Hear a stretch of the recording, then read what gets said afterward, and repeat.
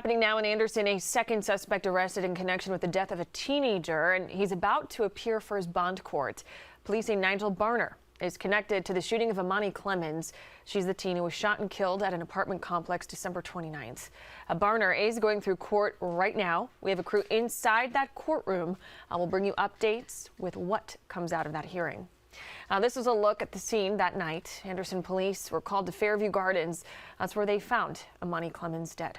Imani, just 18 years old when she was killed, and her family has been through so much. She lost her brother, Shaheen Clemons, just a few months prior. That was last August. He died after he was shot at the Anderson Mall.